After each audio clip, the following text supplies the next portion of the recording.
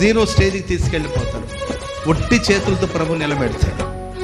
Praise ఎలా మనకు అనిపించే, దేవా ఏందయ్యా నన్ను ఒట్టి చేతులతో నిలబెట్టావు, మా నాన్న మాకు ఆస్తిని ఇవ్వలేదు, ఉంది ముసలోడికి ఆస్తి, కానీ ముసలోడు అసలు ఆస్తి ఇవ్వడానికి ముందుకు రావట్లేదు, మమ్మల్ని ఒట్టి చేతులతో నిలబెట్టాడు, కంప్లైంట్ ఇద్దాం అనుకుంటున్నాం, ఇది మా నాన్న ఆస్తి కాదు మా తాత ఆస్తి, స్టేషన్లో కంప్లైంట్ ఇస్తే లేకపోతే ఆయన మీద కోర్టులో కేసు వేస్తే మా వాటా ఆస్తి మాకు వస్తుంది, పని చేయొచ్చు కదా అని మీరు అనుకోవచ్చు. ఒక్కొక్కసారి మా నాన్న ఏమి ఇవ్వలేదు, మా తాత ఏమి ఇవ్వలేదు, మా పూర్వీకులు ఏమి ఇవ్వలేదు అని కొన్నిసార్లు పితరుల ఆస్తిని గురించి ఆలోచించి మాకేమీ రాలేదండి పాస్టర్ గారండి, మా పెద్దలు మాకేమి ఇవ్వలేదండి, మా తల్లిదండ్రులు మాకేమి ఇవ్వలేదండి అని ఒకవేళ మీరు బాధపడుతున్నారేమో.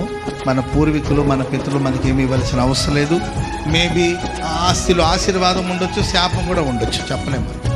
వాళ్ళు రైట్ వేలో సంపాదించారో రాంగ్ వేలో సంపాదించారో మనకు తెలియదు. మన పూర్వీకులు మన పితరులు, మీ నాన్న మీ తాత నీతిగానే సంపాదించారో యథార్థంగా సంపాదించారో మనకు తెలియదు. మొత్తం మీద వాళ్ళు ఇచ్చేశారు మనకు. మరి